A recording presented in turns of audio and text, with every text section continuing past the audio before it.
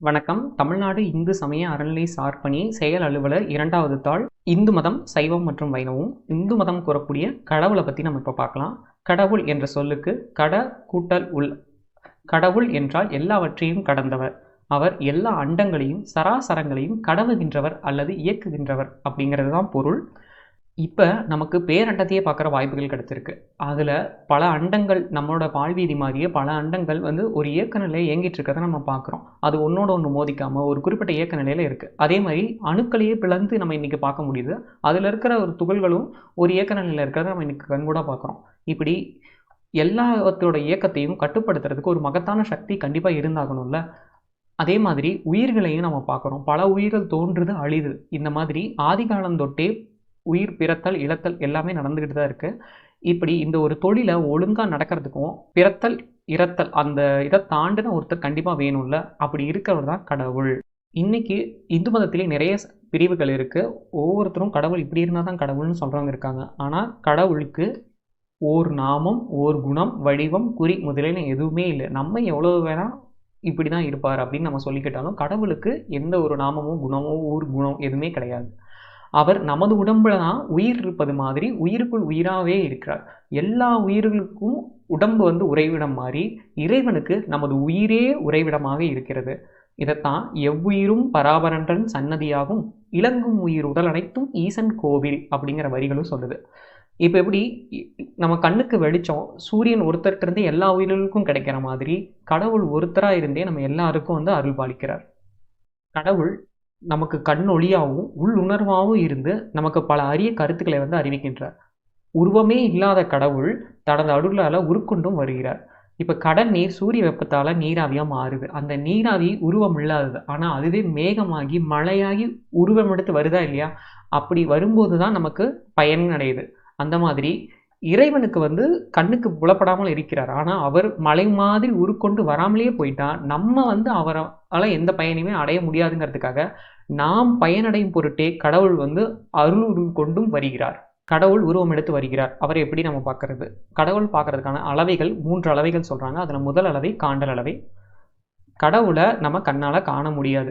கண்ணால் பார்க்காத எதையுமே நம்ம நம்ப மாட்டோம் அப்படின்னு நம்ம சொல்லலாம். ஆனால் சிலர் கடவுளை கண்ணால் பார்க்க முடியாதுங்கிறதுக்காக அவர் கிடையாது அப்படின்னு சொல்கிறாங்க. நம்ம பார்க்கலங்கிறதுக்காக அப்படி ஒன்று இல்லைன்னு நம்ம சொல்லிடக்கூடாதுல்ல. இப்போ நீதிமன்றத்தில் ஒரு வழக்கு வருதுன்னா அந்த வழக்கை எல்லாத்தையும் நேரில் போய் அவங்களே இது பார்க்க முடியாது. அதுக்காக சாட்சிகளை யாராவது உத்தமமானவங்க சாட்சி சொன்னால் அப்படி இருக்குங்கிறத நம்ம நம்புகிறோம்ல. அப்படி கடவுளை கண்ணால் கண்ட பெரியோர்கள் இந்து மதத்தில் பல பேர் இருக்காங்க. இப்போ எப்படி நம்ம சந்தேகம் கேட்குறோமோ அதே மாதிரி திருஞான சம்பந்தர்கிட்ட அவர் தந்தை கேட்டப்போ கடவுளை எங்கே இருப்பார் அப்படின்னு கேட்டப்போ அவர் சொன்னது பிரம்மாபுரம் மேவிய பெம்மானி வனன்றே அப்படின்னு. பிரம்மாபுரம்ன்றது காஞ்சிபுரம், சீர்காழி போன்ற கோயில்களில் எழுந்தருளி இருக்கார். அங்கேயே நான் கடவுளை பார்த்தேன் அப்படின்னு சொல்லி சாட்சி சொல்கிறார் சம்பந்தர். இல்லை கடவுள்லாம் மிகப்பெரிய இருப்பான், அவரை முழுசாக நான் பார்க்கல, ஆனால் அவர் திருப்பாதத்தையாவது நான் பார்த்துட்டேன் அப்படின்னு சாட்சி சொல்கிறார் அப்பர். கண்டேன் அவர் திருப்பாதம் கண்டறியாதனா கண்டேன் அப்படின்றார். கண்ணால் யானும் கண்டேன் அப்படின்னு சொல்லி கண்ணாலேயே நான் பார்த்துட்டேன் அப்படின்னு சொல்லிட்டு மாணிக்க வாசகரும் சாட்சி சொல்கிறார். கடவுள் மேலே பக்தி இருக்கவங்களால தான் அதை போய் பார்க்க முடியுமே தவிர பக்தியே இல்லைன்னு நம்ம சொல்லிட்டு நம்ம எப்படி போய் பார்க்க முடியும்? இப்போ ஒரு தூர தேசத்தில் ஒரு மலை இருக்குன்னு வச்சுக்கோங்க. இப்போ அந்த மலை ரொம்ப அழகானதுன்னு வச்சுக்கோங்க. அப்படி போய் பார்த்துட்டு வந்தவங்க கிட்ட வழி கேட்டுட்டு நம்ம போய் அதை பார்க்கலாமே தவிர அப்போ நம்ம பார்க்கலங்கிறதுக்காகவே அப்படி ஒன்று கிடையவே கிடையாது அப்படின்னு நம்ம சொல்லிட முடியாதுல்ல. அந்த மாதிரி கடவுளை நம்ம பார்க்காம நம்ம நம்பாமல் இருக்கலாம், ஆனால் கிடையவே கிடையாதுன்னு நம்ம சொல்லக்கூடாது. கடவுள் விறகுல தீ மாதிரியும் பாலில் நெய் மாதிரியும் மணியில் ஒளி மாதிரியும் அதுக்குள்ளேயே ஒளிந்திருக்கிறார், மறைந்திருக்கிறார். கருதல் அளவைனா நம்ம அனுமானத்திலே சில விஷயங்கள் இப்படி இருந்திருக்கும் அப்படின்னு நம்ம உணர்வோம்ல. இப்போ ஒரு மலை இருக்குது, அந்த மலை கரும்புகை நிறையா அதுலேருந்து வெளிவந்துக்கிட்டே இருக்குன்னா தீயின்றி புகையாதுன்னு சொல்கிற மாதிரி அப்போ அந்த தீயினால தான் அந்த புகை தோன்றிட்டு இருக்கோம் அப்படின்னு நம்ம அனுமானிச்சுக்கிறோம்ல. அந்த மாதிரி கடவுளை அவரை நேரடியாக நம்ம பார்க்கறதையும் அவர் செய்கிற அரிய செயல்கள் மூலிமா நம்ம உணர்ந்துக்கலாம். நூலளவை இப்போ காட்சி அனுமானத்தை அறிய முடியாத கூட நம்ம நூல்களாக அறிஞ்சிக்கலாம். இப்போ ஒரு தெரியாத இடத்துக்கு நம்ம ஒரு பிரயாணம் போகிறோன்னு வச்சுக்கோங்க. ஒரு ரயில் மூலிமா அந்த பிரயாணம் நடக்கணும்னா இப்போ இணையத்திலேயே அதுக்கான டைம் டேபிள் கால அட்டவணைலாம் நமக்கு கொடுத்துட்றாங்க. இப்போ இந்த சின்ன பயணத்துக்கே நம்ம இணையத்தில் கிடைக்கிற அந்த சின்ன ஒரு கைடை நம்ம நம்பும்போது வாழ்க்கைங்கிற இந்த பெரிய பிரயாணத்துக்கு முக்திங்கிற அந்த பிரயாணத்துக்கு நம்ம சமய நூல்களையும் நம்ம நம்பி அதுலேருந்து கற்றுக்கணும் எப்படி அப்படின்னு. இப்போ ஒரு நதியில் நம்ம வந்து நீராடுறோம்னு வச்சுக்கோங்க, நதிக்கு எந்த பயனுமே கிடையாது. இதே குளிராக இருக்குது அப்படின்னா, குளிர்காயத்துக்கு தீ மூட்டி குளிர் காய்ஞ்சோம்னா அதுக்கு நம்ம அந்த தீக்கு எந்த பயனுமே கிடையாது. இரண்டுமே நமக்கு தான் பயன்ற மாதிரி கடவுளை வணங்குறதுனால நாம தான் பயனடைகிறோம். சரி, கடவுள் இருக்கிறார். கடவுள் எந்த நிலையில் இருக்கிறார்? கடவுள் 3 நிலைகளில் இருக்கிறார். அருவமாகவும், அருவுருவமாகவும், உருவமாகவும் இருக்கிறார். உருவம்னா ஏதோ ஒரு வடிவத்தில் இருக்கிறது. அருவம்னா எந்த வடிவமும் இல்லாமல் இருக்கிறது. உருவம் அப்படின்னா வடிவத்தோட இருக்கிற மாதிரி வடிவம் இல்லாத மாதிரியான ஒரு நிலையில் இருக்கிறார். அதுக்கு அரூபம், ரூபாரூபம், ரூபம் அப்படிங்கிற சமஸ்கிருத வார்த்தைகள் இருக்கு. அரூபம் அப்படின்னா வடிவம் இல்லை அப்படின்னு சொன்னாலும் அதில் 4 வகைகளாக இருக்கிறார். ஒன்று சிவமாக இருக்கிறார். சிவத்துக்கும் எந்த வடிவமும் இல்லை. சக்தியாகவும் அவருக்கு எந்த வடிவமும் இல்லை. நாதம்னா ஓசைன்னு அர்த்தம். ஓசைக்கு ஏதாவது வடிவம் இருக்கா? அதுவும் இல்லை. பிந்துனா புள்ளி என்ற பொருள் இருக்கு. புள்ளிக்கு ஏதாவது வடிவம் இருக்கானா? இப்போ 2 புள்ளி சேர்ந்தால் தான் கோடு. 2-3 கோடுகள் சேர்ந்தால் தான் அது சதுரமா, செவ்வகமா, இல்லை வளைஞ்சிருந்தா வட்டம் அப்படின்ற ஒரு நிலைக்கே வரும். புள்ளிக்கு எந்த வடிவமும் இருக்கா? கிடையாது. அப்போ சிவ சக்தி நாத பிந்தா வடிவே இல்லாமல் இருக்கிறார். அப்புறம் ரூபம், வடிவங்களாக என்னென்ன இருக்கிறார் அப்படின்னு பார்க்கலாம்.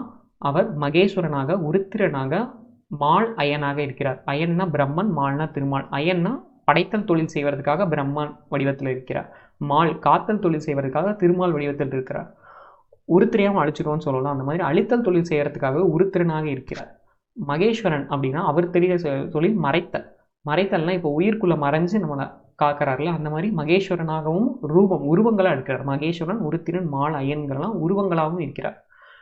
ரூபாரூபமாக இருப்பது சதாசிவம், சக்தி சேர்ந்த சிவம். சக்தி சிவமும் சேர்ந்த நிலையிலிருந்து ரூபாரூபமாக இருந்து அவர் செய்யும் தொழில்தான் அருளல்.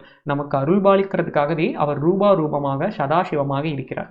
இதைத்தான் சிவஞான சித்தியார் அப்படிங்கிற நூல் என்ன சொல்லுதுன்னா, சிவம் சக்தி நாதம் விந்து சதாசிவம் சிகளும் ஈசன் உவந்தருள் உருத்திரந்தாள் மாலையன் ஒன்றின் ஒன்றாய் பவந்தரும் அருவம் நாடு இங்கு உருவம் நாடு உபயம் ஒன்றா நவந்தரு பேதம் ஏகநாதனே நடிப்பன் என்ப என கூறும். இப்படி கடவுள் வந்து ஒருத்தர் தான், ஏக நாயகன் தான். அவரே சக்தியை எழுப்பி 2ஆ மாறுறார். நாத பிந்துவாகவும் ஆகிறார். சக்தியும் சிவனும் சேர்ந்து சதாசிவமும் ஆகிறார்.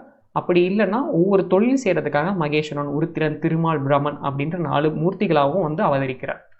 இப்போ இந்து மதம் கூறக்கூடிய கடவுளை பற்றி நம்ம பார்த்துட்டோம். இதை திரும்ப இன்னொரு தடவை நம்ம பார்க்கும்போது இதோட கருத்தை நம்ம எளிமையாக புரிஞ்சுக்க முடியும். நன்றி, வணக்கம்.